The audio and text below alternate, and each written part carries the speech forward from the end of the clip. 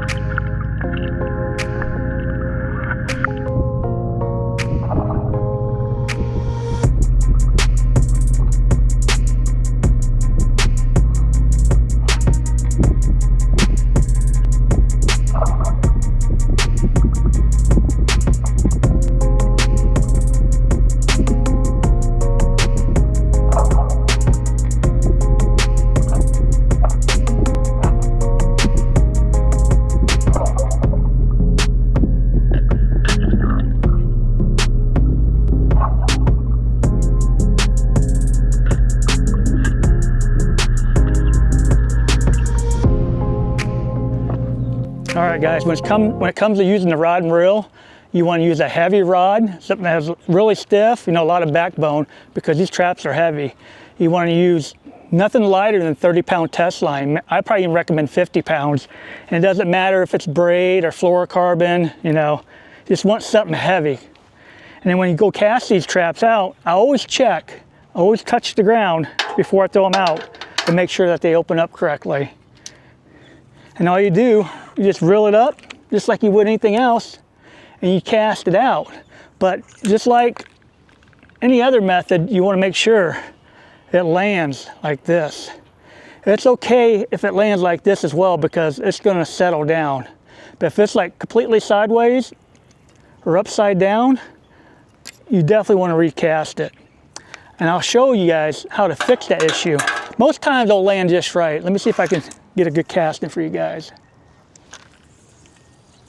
See, that was like perfect. They always don't land that way.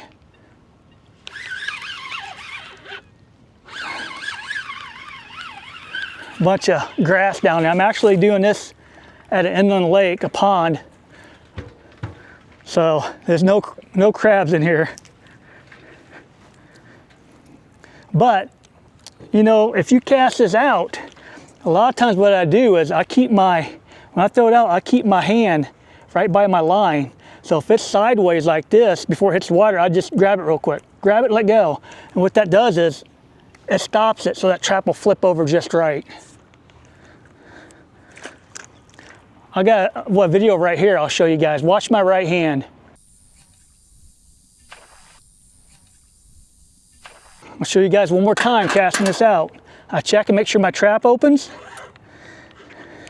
And then I'm going to throw it out. Like I said, I'll grab that line if that trap's not looking like it's going to land right side up. So I'll throw it out, grab it, boom, just like that.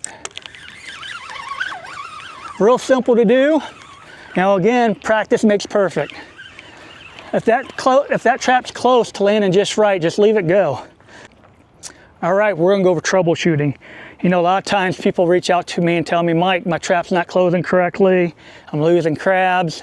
And I'm gonna go over a couple things that will help you with your traps. A lot of issues that I have with no matter what trap that I use is that this line right here, you got one line on either side of your traps that go in that little eye-ring right there. And what happens is sometimes the line will come out of that. So when you go reel it in or pull it in, your trap won't close all the way, be like that. So you have to make sure you put that line back in, just like that. And then what I even do sometimes, like this is a new trap, I'll go ahead and take my pliers and make sure this is squeezed tight so that line don't come out. That's a big issue. Like I said, every trap that I've tried, every brand of trap that I've tried, that's an issue. So the best thing you can do is when you get a new trap is take your pliers and squeeze that right there. Make sure it's nice and tight. There's no gap for that line to get out. And two, this is a common thing too. Another thing is that your line slips. It's not a big deal, but what happens is your trap won't close all the way. One side will be sticking out, and what happens is your line slid. You see that right there? So all you have to do is, loosen it up, pull that line up here, lift it up on the side that's loose, and then pull the other side down until it comes flat like this. It's a real simple fix, but I think a lot of people overlook that. So, all right, I want to go over a couple of different brands of traps. This is the Danielson trap. Like I said, I use these forever, and I still use them. And the main reason why is they was on sale for $5.99. You can't get them for that anymore. Probably never will. But the issue I had is the skirting. There's not enough skirting there. So when your trap closed, you'd lose crab because the bigger crab, there's not enough skirting, so your trap would stay open like that and they'd slide out. I still caught plenty of crab. Like I said, you watch my videos, I've been pretty successful using these traps. And another thing is, when you use too big of a piece of chicken, same thing happens. Your trap won't close all the way because there's not enough skirting. So, all right, the next trap, right here, the Kraken traps. And what I like about these is the materials. Look at the extra material in this. These traps are actually made for Dungeness crabs, which are a much bigger crab than a blue crab. So, when this closes, like this right here, you're not going to lose any crabs. If they're in here right, they're not getting out. There's so much material in here, they're not getting away. You got to catch doubles and triples on here. You know, the only time you're going to lose a crab in this trap is if it's on the side of the trap and you go pull it in. Sometimes they'll get out that way, which you can't help that. But again, guys, just an awesome way to catch blue crab. You know, in the state of Florida, you can use as many of these traps you want as long as you don't leave them unattended. So, and the nice thing about these traps on them windy days or them rainy days, when you got ripples in the water, you don't need to see that crab to net it. You just pull this in and, you know. And a lot of times what I do is when I put them out, I'll wait 10 or 15 minutes and then check them. Based on how good I am, I might check them sooner. Like say if I'm catching, I check my traps, and 10 of my traps, 5 of them had crabs. No, I might wait 10 minutes and check them.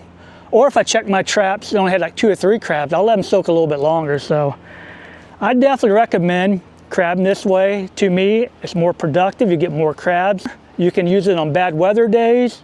You can use them in boats, land. And the nice thing about rod and reel, you can crab spots that you can't crab with hand line and chicken, because I can cast over some mangrove or over some bushes, or I can get out further if I need to get out further. And it's something about reeling them in on a rod, man. I don't know what it is, but it's definitely worth trying these traps out. So I hope this helped you guys. And if you're interested in buying some of these traps, I'll link in the description below Kraken Outdoors. You can get a bundle package or a single trap, whatever you want, 15% off and free shipping. Just use Fishman15. There you have it, guys. I hope you liked today's video. Please hit that like and subscribe button. And if you have any questions, comment below and I'm glad to answer them.